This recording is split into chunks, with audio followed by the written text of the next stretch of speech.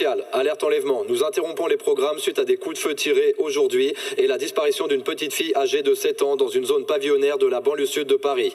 D'après quelques témoins, l'homme armé serait seul à bord d'une Renault Twingo immatriculée 91. Et nous ne savons toujours pas si la petite fille est toujours en vie. Heureusement quand moi je tire, je vois que le coup part dans le vent. Après une tentative de meurtre, me voilà coupable d'enlèvement. Je me retrouve dans ma caisse avec la petite en otage. Je vois notre avenir couler, ça devient vite un naufrage. Il est midi 10 et aux infos ça parle de moi. Je suis étonné, pourtant j'avais prié pour qu'il n'y ait pas de témoin. Putain, donc j'accélère et dans la ville je roule à 130. J'entends la petite qui est dans mon coffre en train de pleurer. Mon frère j'en tremble, je ne sais plus quoi faire vu que la rançon m'intéresse pas. Gars, me venger pourquoi vu qu'on a déjà enterré ce bâtard. Mais c'est plus fort que moi, je veux partager ma souffrance, en faire pleurer son entourage. À ma famille j'y pense tout le temps.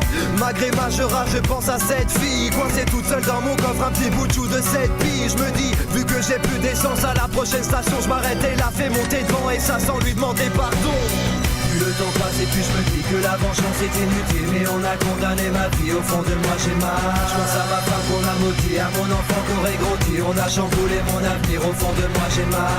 Le temps passe et puis je me dis que la vengeance est inutile. Mais on a condamné ma vie, au fond de moi j'ai mal. Je pense à ma femme qu'on a maudit, à mon enfant qu'on aurait grandi. On a chamboulé mon avenir, au fond de moi j'ai mal. Ça y est, je m'arrête à la station, je me grouille à faire le plein d'essence. Et je vais monter la petite devant, malheureusement elle est pleine de sang. Vu que je roulais trop vite, elle sait écorcher le genou, j'essaye de trouver 2-3 bricoles dans ma caisse pour qu'elle joue. Mais c'est trop tard pour ma gueule vu que les flics débarquent en troupe. Ça fout la frousse, je bouge du coup, j'entends un shoot, mon pull se trouve. Merde, je remonte dans ma caisse de ma rencontre, mais elle sature la tire. Je tombe en panne, c'est là de merde, je lui enlève la ceinture, la petite, et je la prends dans mes bras. Par affection ou protection, je ne sais pas, moi je suis perdu car les flics sont partout ces cons. En plus je perds du sang, tu sais, et par-dessus tout ça, j'entends la petite pleurer tout bas et je vois mes soucis s'entasser. Et pour couronner le tout, je vois la petite princesse essuyer tout le sang qui coule avec un mouchoir en lingesse. Elle me dit, s'il vous plaît monsieur, il faut pas mourir. Je t'avoue qu'en quelques mots la gamine m'a donné le sourire. Mais moi je n'ai pas le choix, je la prends en otage face aux policiers. J'aurais préféré qu'elle ait un autre âge. Et puis je me dis que c'est pas bien et puis je la relâche. Je pose le gun sur ma tempe et puis je me tire une balle.